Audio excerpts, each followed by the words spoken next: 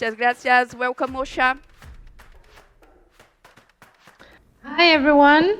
Nice to be here, even though I'm not physically with you. Thank you so much. So, Please. okay. I have a few slides. I don't know if someone would put them up for me. All right, excellent. So, first of all, let me just say I'm from the World Steel Association. And for those of you who don't know us, we're the global business association for the steel industry. We have members globally in every major steel producing region of the world. Our members are steel producing companies, national regional associations, and also research institutes. Our members produce about 85% of the steel produced globally. So I'm very happy to be here to talk to you today about how we see the transformation of the steel industry for the low carbon future. So if we can go to the next slide, please. So we all know about the Paris Agreement. It was adopted in 2015, but in terms of the climate debate, that was already a long time ago, and the debate has definitely moved on. Today, the focus is almost completely on the goal of keeping the warming within 1.5 degrees. And as we've already heard from the previous speakers, we have spreading commitments by countries to reach net zero by the second half of the century. So most of the countries have targets for 2050. That includes Brazil, the US, the EU, Japan, and so on. While China has opted for the goal of being net zero in 2060. And we heard just the other week during COP26 that India have now made commitments to be climate neutral in 2070. What this means for the steel industry is that more than 75%, in fact, I think I need to do a recalculation, it's probably quite a lot higher than that right now, of the steel produced anyway in 2021 is happening in countries with net zero targets. Another big change that we've seen in the debate is the focus is on different sectors. And for a very long time, the focus has been on the energy industry and the fossil fuel industry, and then of course also on automotive and transport. Now there is a recognition that the industry, and in particular those sectors that cannot be, cannot reduce their emissions significantly by, for example, switching fuels, but that have emissions that are very much associated with the processes they use, or indeed the raw materials. They really need to be part of the reduction of emissions, or we will not be reaching the 1.5 degrees target.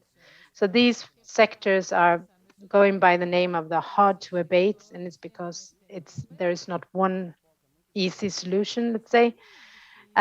They comprise of the steel industry. We will talk more about that, of course, but also the cement industry, the aluminium industry, the chemical sector, and the heavy transport sector. So I had the pleasure, I must say, of being at COP26 in Glasgow. I echo a lot of what we've heard before. I think, in fact, there was quite an optimistic atmosphere in the sort of conference center. And I'm very pleased that we now have an agreement on the Paris rulebook, which means that the rules or how to actually implement the Paris Agreement have now been agreed, and the real action, in the implementation can take place. There were also a number of very important commitments made outside of the negotiations. We've already heard around methane and deforestation, for example, and actually a number of initiatives related to the steel industry as well. So without going into any detail on it, I would like to mention the Steel Breakthroughs, which is an initiative by the UK COP presidency, which aims to have low carbon, or they call it near zero carbon steel produced in all regions of the world by 2030. There was a new mission launched by Mission Innovation, which is countries going together to encourage research programs. In this case, it's about encouraging or implementing demonstration plans on steel, but also some of the other sectors. It's also on with the aim for 2030. And then we just heard from Manuel from UNIDO about the new initiative called Industrial Deep Decarbonization Initiative, which looks at the public procurement rules and commitments by countries to use low carbon materials, in particular steel and cement, in their construction initiative. So all of these things together, I would say, are positive signs that we are moving into, a real sort of action space. So the next slide, please. So if we look at what is the exact challenge for the steel industry? Well, on this graph that you can see here, it shows the evolution of steel production from 1950 up to today, or to 2020. And today we are producing a bit more than 1.8 billion tons of steel. And for each of these tons, the average emissions is about 1.89 tons of CO2. If you count this together, it amounts to something like 2.6 billion tons of CO2 from the steel sector globally alone.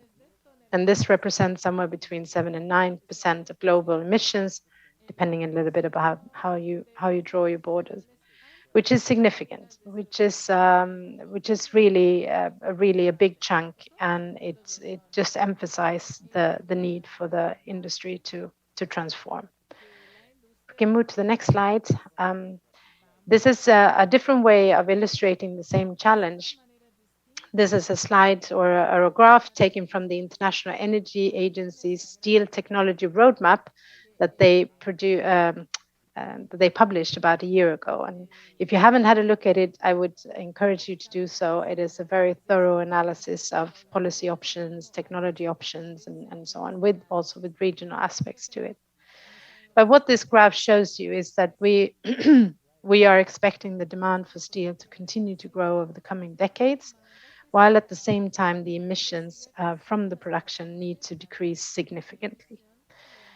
There are different views on how much the demand might increase, how much the reductions need to go, and how fast or along which pathway. But I think it clearly shows the challenge. So we have an increase in demand, but significantly lower emissions. So if we go to the next slide, please.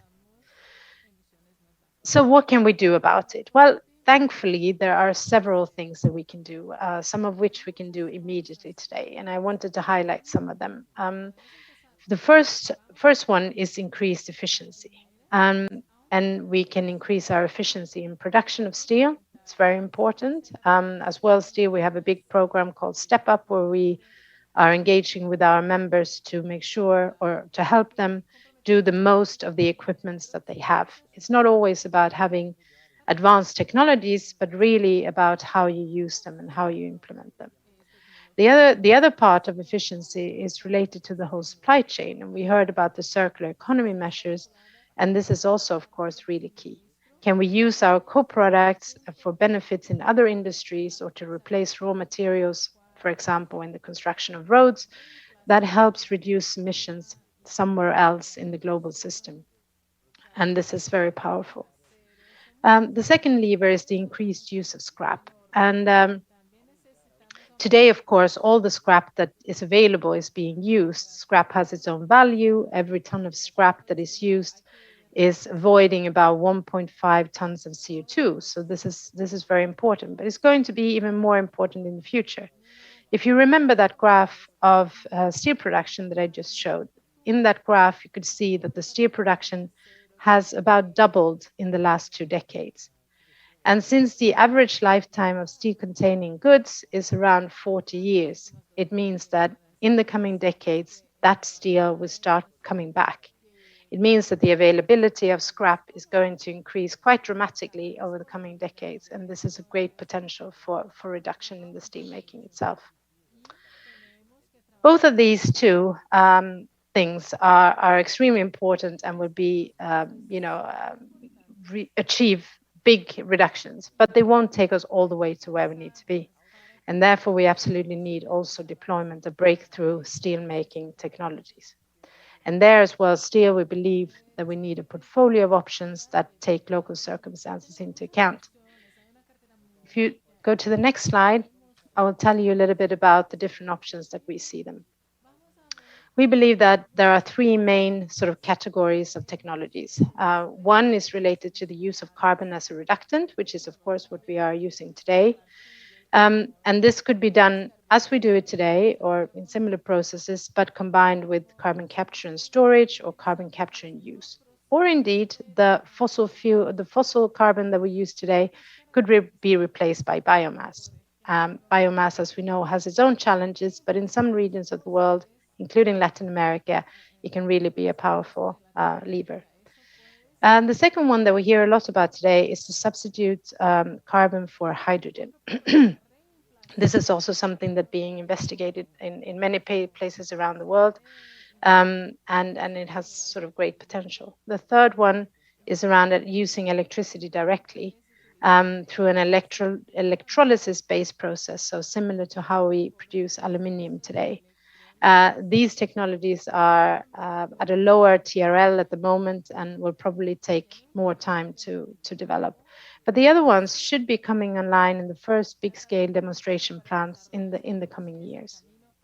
So a portfolio of technology options that could be deployed alone or in combination as local circumstances permit. We believe we will be needing all of these and as much of these as we can get. To the next slide, please. Okay, so focusing a little bit on what's happening in Latin America. The first point I wanted to make here is around circular economy, energy efficiency, and renewables, which I know that a lot of the companies are working on, of course. This is about using of the scrap, using of the co-products. And one of these examples is Tenaris Tamsa in Mexico, that have switched from pig iron to scrap as input in their production, and that have achieved big reduction in CO2.